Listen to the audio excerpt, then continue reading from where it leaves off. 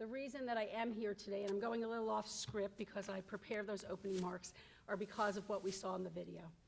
I am here because we are called to go make disciples, and that's exactly what our Catholic schools do. This is my first time in Oklahoma City, and it certainly is a pleasure for me to be here, and I thank Bishop Coakley and Mrs. Floyd for this most gracious invitation. I came here today really to celebrate the good news of Catholic schools because, as mentioned and as many of you know, this is the National Catholic Schools Week. This is a time when in Catholic schools we pause, we reflect, and we celebrate all that is Catholic schools.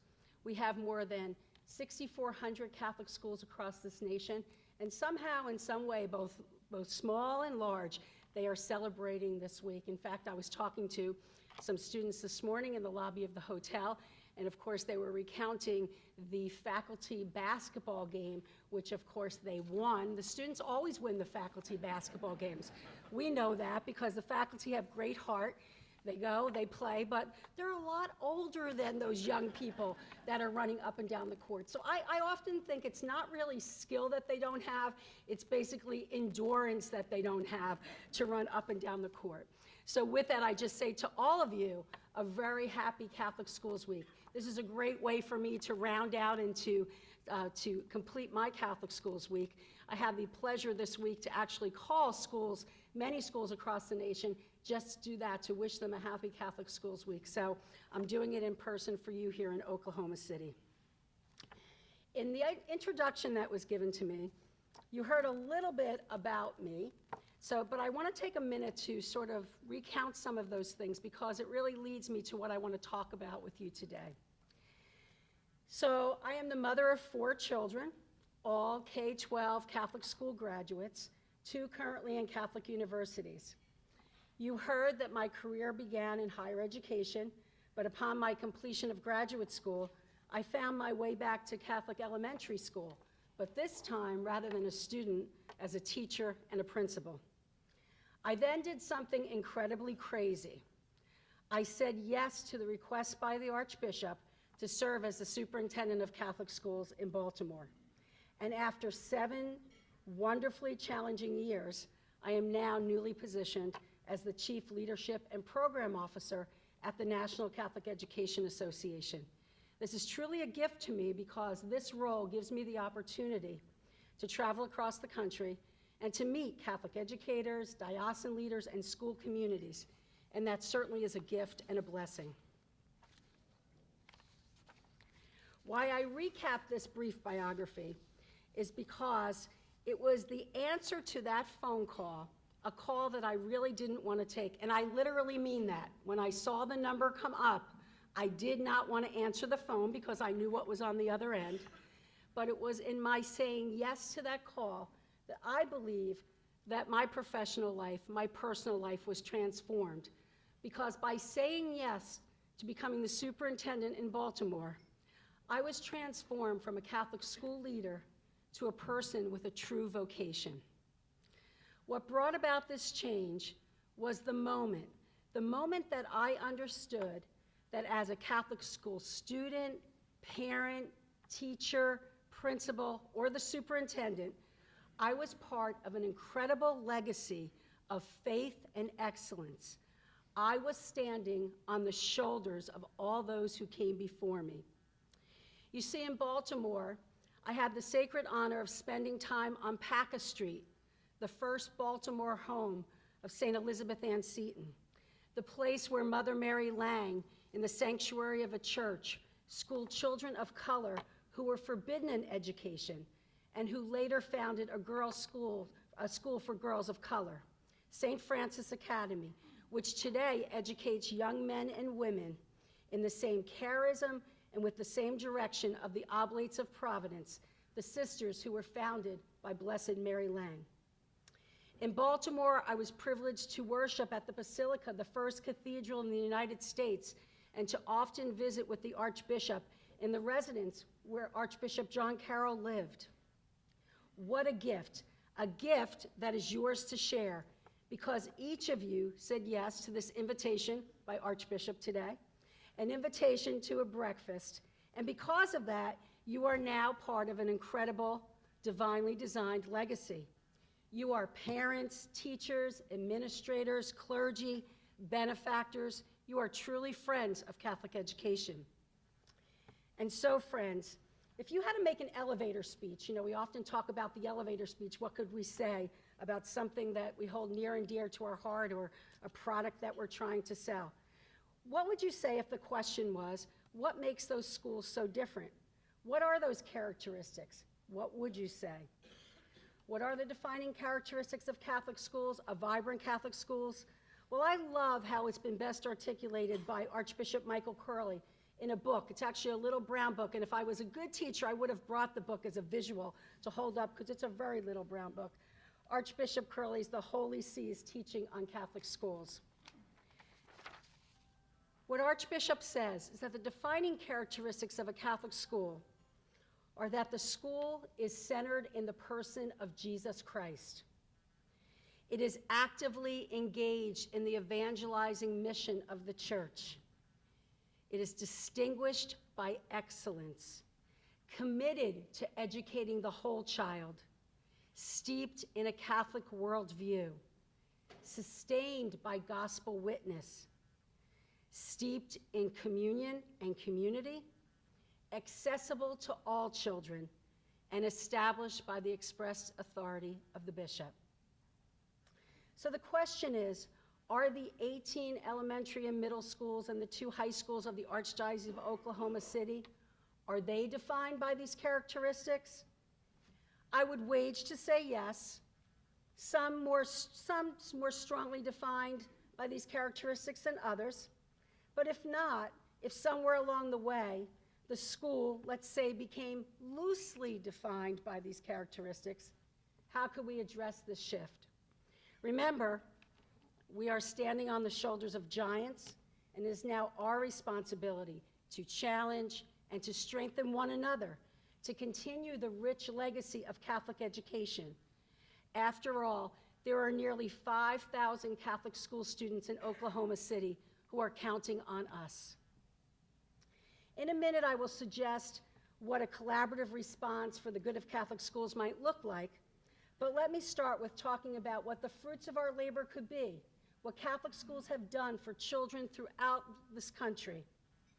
Research on K-12 schools tell us that students in Catholic schools demonstrate higher academic achievement than their peers in public school, that the achievement gap between races and income groups is smaller in faith-based schools, that Black and Latino students who attend Catholic schools are more likely to graduate high school than their peers from public schools, that students who are multiply disadvantaged, maybe by race or income or special needs, that these students particularly benefit from a Catholic education.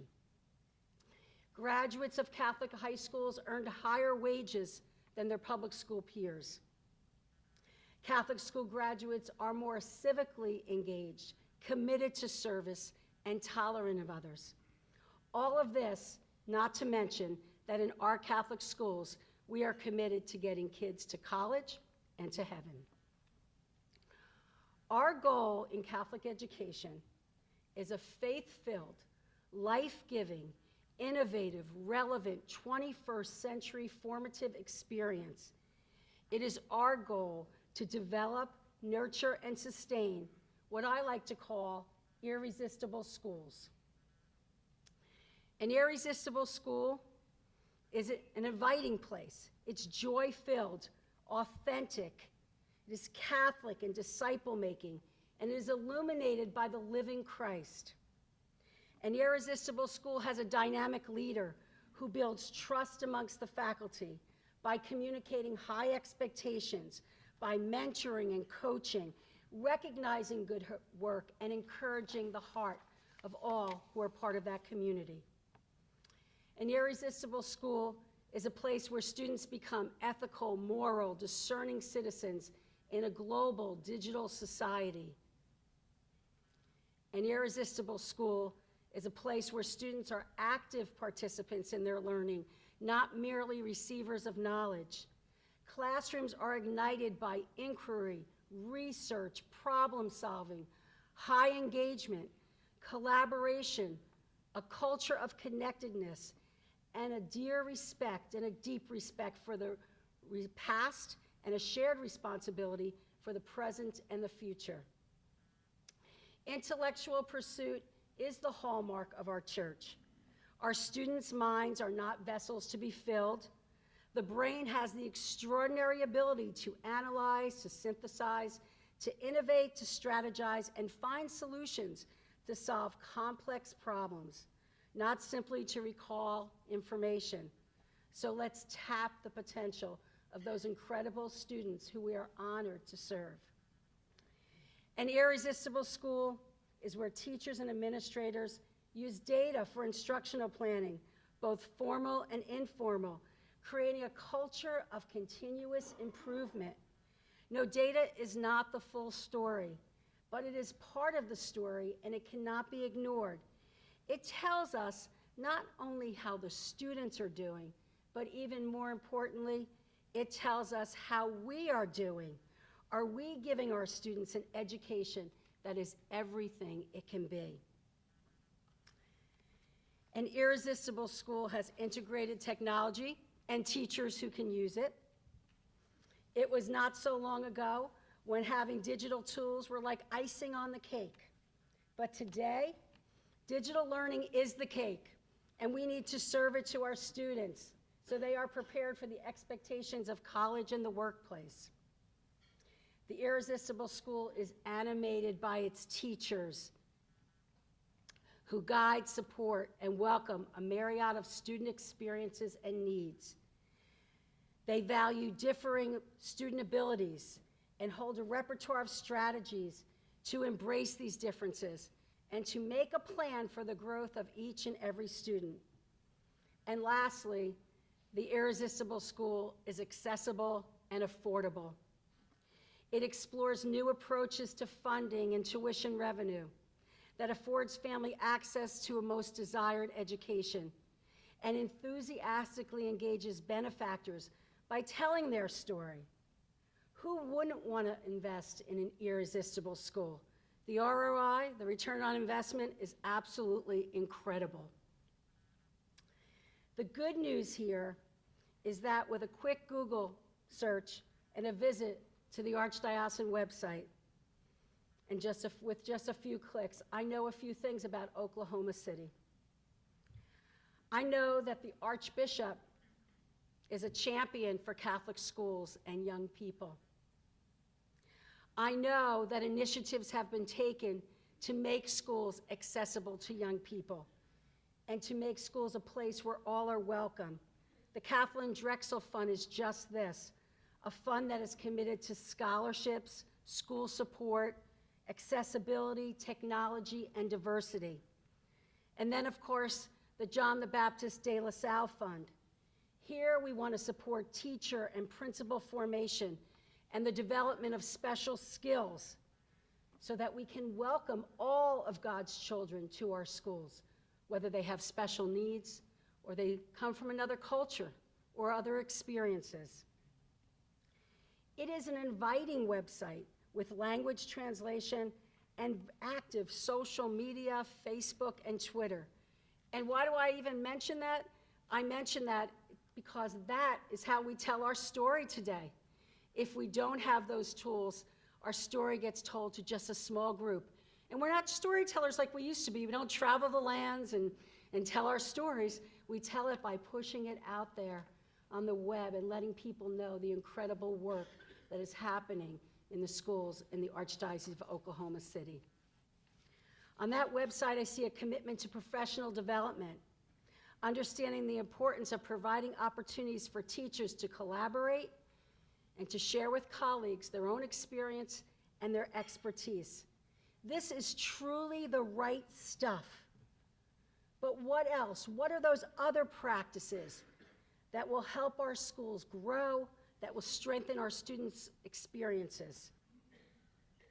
What are those practices that seem to have an impact, that seem to enhance a culture of continuous improvement?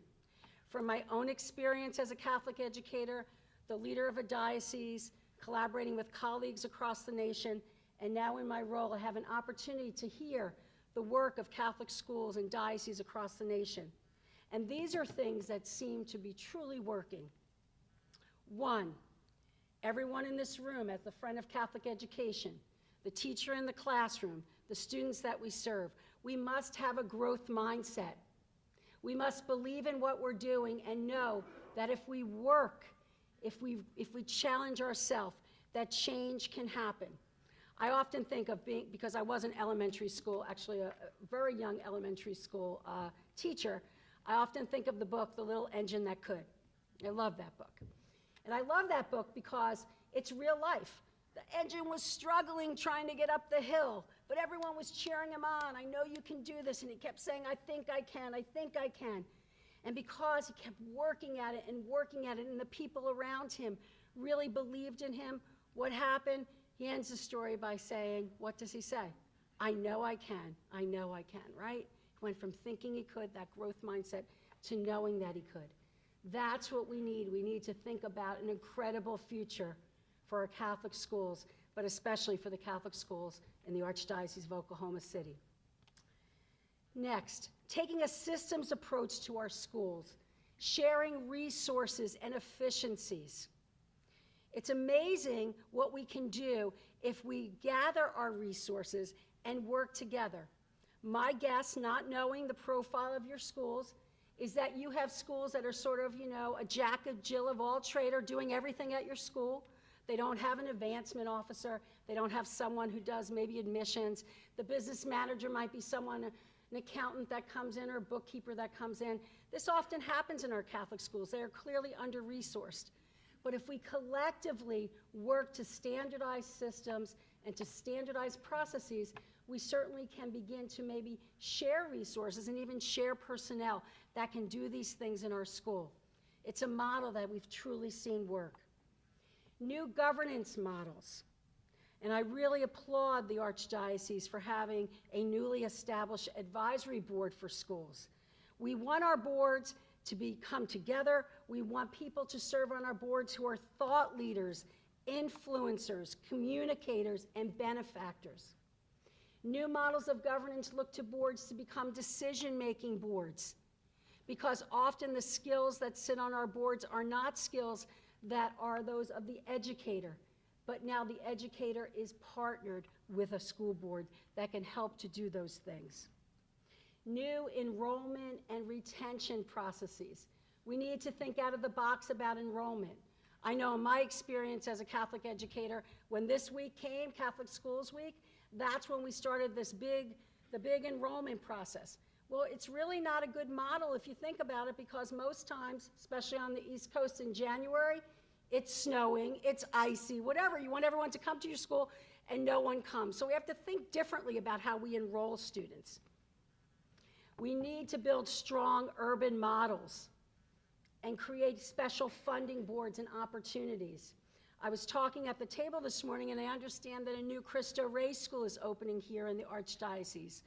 What a wonderful gift to the Archdiocese and to the children of this diocese. I've had the pleasure of being both in an Archdiocese and now in a place of work that has our own Cristo Rey interns who work in our offices. And wow, I talk to these young women every day when they're with us, and I say, what's happening? You're applying to college, and they tell me the colleges that have accepted them.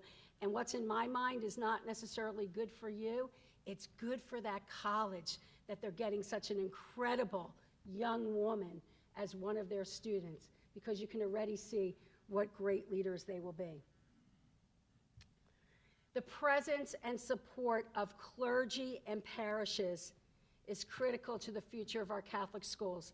I watched this morning as many of the clergy here were coming in and students were greeting them. I was delighted to see the relationships between our students and the clergy. The students were so delighted, shaking hands, high fives, calling our priests and our deacons by name. This is what the life of the Catholic community is all about. And then parent involvement. We need to find options for parents to be involved and engaged. options that work for our parents. Many of our parents, it could even be most of your parents, are working parents. They want to be engaged in the school life of their children, but many times the structures, the expectations that we have in place preclude them from being engaged, and often we begin to take a negative view of parent involvement. We say the same people do everything all the time, but it's often because we create barriers for that engagement. So thinking about new ways to welcome and invite our parents. Clearly, the collective heart and the effort of those gathered here, all of you who I've called the Friends of Catholic Education, and your colleagues, and your community leaders, and the influencers that you invite to learn more about Catholic schools, they will help with all of you in this room to build a legacy that continues the good work of Catholic schools, because we know together great things are possible. I love these words of Pope Francis, simple but so true. He says, "Be fearfully open to the workings of the Holy Spirit." So I say to you this morning, open your hearts, open your minds, and let the Spirit continue the good work that he has begun in the Archdiocese of Oklahoma City. Thank you.